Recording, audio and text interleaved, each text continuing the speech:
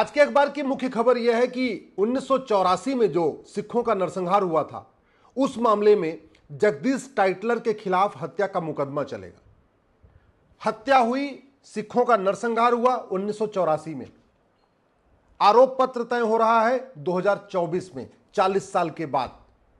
अभी district court में मुकदमा चलेगा, गवाहों के बयान होंगे, उनकी क्रॉस एग्जामिनेशन होगा उनका। तो अभी 10 साल के आसपास डिस्ट्रिक्ट कोर्ट में मुकदमा चलेगा, क्योंकि बहुत सारे गवाह हैं। उसके बाद हाई कोर्ट, फिर सुप्रीम कोर्ट। टाइटलर साहब 80 साल के हो चुके हैं। Air pollution, water pollution, noise pollution के कारण दिल्ली की जो एवरेज एज है, एवरेज जो जिंदा लोग रहते हैं 80 साल ही रहते हैं। तो इसका मतलब जब तक ये डिस्ट्रिक्ट कोर्ट का मुकदमे का फैसला आएगा, तब तक शायद टाइटलर साहब ही नहीं रहेंगे। 1989 में 1989 में 14 सितंबर के दिन टीकालाल टपलू को खुलेआम गोलियों से भून दिया था। कश्मीर के बड़े प्रसिद्ध वकील थे, भारतीय जनता पार्टी के बहुत बड़े नेता थे कश्मीर के, और उनको खुलेआम भून दिया गया था। आज तक उनके हत्यारों को कुछ नहीं हुआ। 1990 में कश्मीर में भयानक नरसंहार हुआ था, हत्या बलात्कार हुआ था, आगजनी हुई थी, मकान दुकान पे कब्जा हुआ था। आज तक किसी हत्यारे को न फांसी हुई, न किसी हत्यारे की नागरिकता खत्म हुई, न किसी हत्यारे की 100% प्रॉपर्टी जब्त हुई। वही हाल 1984 के सिख नरसंहार में है। जिन लोगों ने सिखों की हत्या किया, सामूहिक उनका नरसंहार किया, उसमें किसी भी हत्यारे को न आजीवन कारावास फांसी हुई, न उसकी 100% संपत्ति जब्त हुई, न नागरिकता खत्म हुई। 1984 में जो सिखों का नरसंहार हुआ, उसके बाद 2024 तक बहुत सारे सुप्रीम कोर्ट में जज आए और चले गए। दिल्ली हाई कोर्ट में बहुत सारे जज आए और चले गए। बहुत सारे लोग प्रधानमंत्री बने और रिटायर हो गए। बहुत सारे लोग राष्ट्रपति बने और रिटायर हो गए। लेकिन हत्यारों को फांसी नहीं हुई, सजा नहीं हुई, आजीवन कारावास नहीं हुआ, नागरिकता खत्म नहीं हुई। क्यों? क्योंकि डॉक्टर तो बदलते रहे, लेकिन दवाई नहीं बदली। मैं बार बार कहता हूं, डॉक्टर बदलने से बीमारी ठीक नहीं होती है, बीमारी ठीक होती है दवाई बदलने से। और एक बात मुझे बताइए, हर चीज मॉडर्न यूज कर रहे हैं। माननीय सांसद, विधायक, हाई कोर्ट के जज, सुप्रीम कोर्ट के जज, हर चीज मॉडर्न यूज कर रहे हैं। नई ड्रेस पहनते हैं, नया कपड़ा पहनते हैं, नए स्टाइल में रहते हैं, नया चश्मा लगाते हैं, नया जूता मोजा, नया फोन, नया लैपटॉप, नया आईपैड, सब कुछ नया। लेकिन कानून वही पुराना। इवन बच्चों के नाम भी नए नए। आज की डेट में अपने बच्चों का नाम, चाहे वो सांसद हो, चाहे विधायक हो, चाहे मंत्री हो, जज, वो पुराना नाम नहीं रखते। ब्रह्मा, विष्णु, महेश, हनुमान, काशीनाथ, ये नहीं रखते। उमा, रमा, ब्रह्माणी, सरस्वती, ये नहीं रखते। नाम भी बिल्कुल बच्चों के नए नए, लेकिन कानून वही पुराना। फेसबुक यूज कर रहे हैं, ट्विटर यूज कर रहे हैं, इंस्टाग्राम कर रहे हैं, सारी लेटेस्ट टेक्नोलॉजी यूज कर रहे हैं, कानून वही पुराना। फोन भी अमेरिका वाला आईफोन चाहिए, एकदम अपना डाटा सुरक्षित होना चाहिए। लेकिन कानून ये नहीं देखेंगे कि अमेरिका में कौन सा कानून चल रहा है। अरे कितनी तरक्की कर लिया, कार बदल दिया, बाइक बदल दिया, सब कुछ, सोच बदल दिया, विचार बदल दिया, घर बदल दिया, मकान बदल दिया, फ्लैट बदल दिया। अपने लिए सब कुछ लेटेस्ट चाहिए। अपने बच्चों की सुरक्षा करने के लिए बढ़िया गाड़ी चाहिए, जिससे एक्सीडेंट हो तो कोई खतरा ना आए। लेकिन जनता की सुरक्षा के लिए कानून नहीं बदलना, व्यवस्था नहीं बदली। वही गुलामी वाली पुलिस व्यवस्था, वही गुलामी वाली प्रशासनिक व्यवस्था, वही गुलामी वाली न्यायिक व्यवस्था, वही गुलामी वाला एविडेंस का तरीका, सब कुछ पुराना। और एक बात मैं बहुत जिम्मेदारी के साथ पूछ रहा हूं सभी माननीय सांसदों से, विधायकों से, मंत्रियों से और जजों से, क्या आपके सामने अगर किसी की हत्या हो जाए तो आप उसकी गवाही देने बार बार कोर्ट में जाएंगे क्या? अगर आपका परिवार मार्केट में गया हुआ है, मैं बहुत जिम्मेदारी के साथ माननीय जजों से और माननीय सांसदों, विधायकों से पूछ रहा हूं, आपका परिवार अगर मार्केट में गया हुआ है, उसके सामने अगर किसी की हत्या हो जाती है आपके परिवार के सामने, क्या आपका परिवार कोर्ट में बार बार जाके गवाही देगा क्या? नहीं देगा। आज तक मैंने कहीं नहीं सुना। कितनी बार ऐसा हो चुका है कि बड़े बड़े हमारे जो वीआईपीज हैं, उनके सामने लोगों की हत्या हो जाती, कभी गवाही देने नहीं जाते। अरे जब आपको पुलिस का प्रोटेक्शन मिला हुआ है, आपके परिवार को पुलिस का प्रोटेक्शन मिला हुआ है, इसके बावजूद आपकी फैमिली गवाही देने से डरती है, ऐसे वो कहती है ऐसा पंगा क्यों लेना भैया, दूसरों के चक्कर में क्यों फंसना। तो कॉमन मैन कैसे जाके गवाही देगा? और जब गवाही नहीं देगा तो सजा कैसे होगी? क्योंकि आपने नार्को पॉलीग्राफ ब्रेन मैपिंग कानून बनाया ही नहीं। सुप्रीम कोर्ट ने तो 2010 में Selvi versus state of Karnataka में यह भी कह दिया कि नार्को पॉलीग्राफ ब्रेन मैपिंग करना फंडामेंटल राइट का वायलेशन है। कहां से वायलेशन हो गया फंडामेंटल राइट का वायलेशन?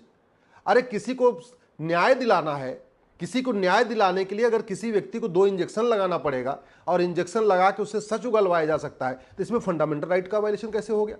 जिस व्यक्ति जिसका पति मर गया है, जिसका बेटा मर गया है, जिसकी बहन के साथ बलात्कार हो चुका है, जिसकी बेटी के साथ बलात्कार हो गया, उसके फंडामेंटल राइट की चिंता नहीं है।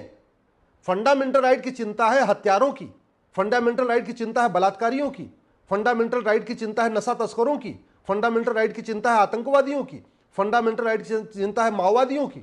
उनका फंडामेंटल राइट ज्यादा जरूरी है। उनको 2 इंजेक्शन दे के नार्को पॉलीग्राफ ब्रेन मैपिंग नहीं कराना है। जनता मरती रहे, सड़ती रहे, अपराध बढ़ता रहे, भ्रष्टाचार बढ़ता रहे, अराजकता बढ़ती रहे, वो ठीक है। मैं आप लोगों से हाथ जोड़ के निवेदन कर रहा हूं, मैं सभी माननीय सांसदों से, विधायकों से, मंत्रियों से और जजों से हाथ जोड़ के निवेदन कर रहा हूं, अपनी सोच बदलिए। ये जिस आर्टिकल 20 का हवाला देके आप कहते हैं कि narco polygraph brain mapping article 20 का वायलेशन है, उस समय आर्टिकल 20 बनाते समय हमारे संविधान निर्माताओं ने कभी सोचा भी नहीं था आने वाले टाइम में नार्को पॉलीग्राफ ब्रेन मैपिंग की सुविधा आ जाएगी। हमारे संविधान निर्माताओं ने कभी सोचा नहीं था आने वाले टाइम में साइबर फ्रॉड होगा, आने वाले टाइम में स्मार्टफोन बनेगा, आने वाले टाइम में ये सारी व्यवस्था आएगी। उस समय तो कुछ था ही नहीं। आर्टिकल 20 केवल इसलिए बना था कि पुलिस किसी को टॉर्चर करके, लाठियों से पीट के, उल्टा टांग के, उसके ऊपर गर्म पानी छोड़ के किसी से जबरदस्ती अपना गुनाह न कबुलवाए, इसलिए आर्टिकल 20 बना था। और आप 2024 में दुनिया कहां से कहां चली गई। अग्नि ब्रह्मोस परमाणु बम बन गया, मिसाइल बन गई, अग्नियान बन गया, चंद्रयान बन गया, मंगलयान बन गया, और आप कह रहे हैं article 20 narco polygraph brain mapping करने से आर्टिकल 20 वायलेट हो जाएगा। कहां से हो जाएगा आर्टिकल 20 वायलेट? आपको अपराधियों के फंडामेंटल राइट की इतनी चिंता है और जो लोग पीड़ित हैं अपराध से उनकी चिंता नहीं है। आपको तो पुलिस प्रोटेक्शन मिला हुआ है, उसके बाद भी आपकी फैमिली किसी के पक्ष में जाके गवाही देने के लिए तैयार नहीं है। और आप चाहते हो कॉमन मैन जो रिक्शा चलाता है, ऑटो चलाता है, या जो टीचर है या डॉक्टर है, इंजीनियर, वो सारा काम छोड़ छोड़ के जा के अपना वहां पे गवाही देता रहे।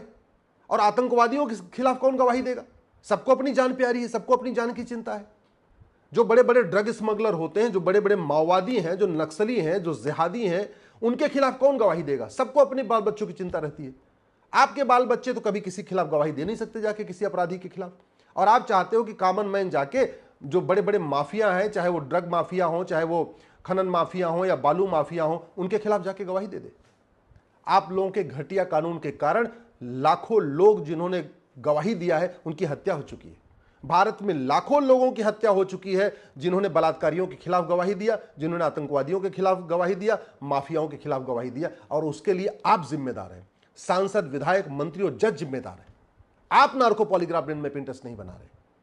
अरे इतना आदमी गांजा पीता है, चरस पीता है, अफीम पीता है, पॉल्यूशन से इतनी चीजें गंदगी शरीर में जा रही हैं। अगर 2 इंजेक्शन किसी को लगा के नार्को टेस्ट हो सकता है, 2 इंजेक्शन लगा के किसी का पॉलीग्राफ टेस्ट हो सकता है, 2 इंजेक्शन लगा के किसी की ब्रेन मैपिंग हो सकती है, उसमें आपको फंडामेंटल राइट की चिंता हो गई। आप चाहते ही नहीं है कि भारत में जस्टिस विद इन ईयर हो। आप चाहते नहीं है कि मुकदमों का फैसला जल्दी जल्दी हो। आप चाहते नहीं है कि भारत में हत्या बलात्कार खत्म हो। आप चाहते ही नहीं है भारत में अलगाववाद, कट्टरवाद, जिहाद, मजहबी उन्माद खत्म हो। आप चाहते नहीं है भारत में धर्मांतरण रुके, घुसपैठ रुके, अवैध निर्माण रुके। आप केवल बातें कर रहे हैं, आप केवल बड़ी बड़े ज्ञान दे रहे हैं, लेकिन आप जस्टिस विद इन ईयर के लिए गंभीरता के साथ चर्चा नहीं कर रहे।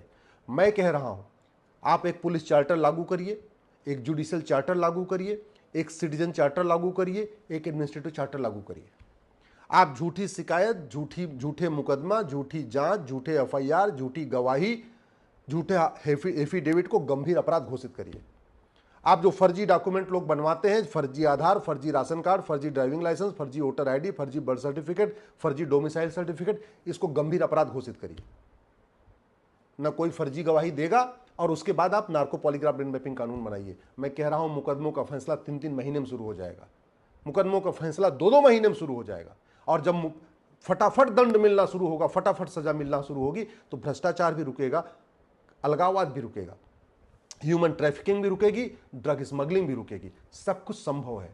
भारत की कोई भी समस्या लाइलाज नहीं है, भारत की कोई भी समस्या वर्ल्ड वाइड नहीं है, हर समस्या का इलाज है। और 80% समस्याओं का समाधान तो कानून बदल के हो सकता है, नियम बदल के हो सकता है, पुलिस व्यवस्था, प्रशासनिक व्यवस्था, न्यायिक व्यवस्था को बदल के हो सकता है। और इसमें कोई लागत नहीं आएगी।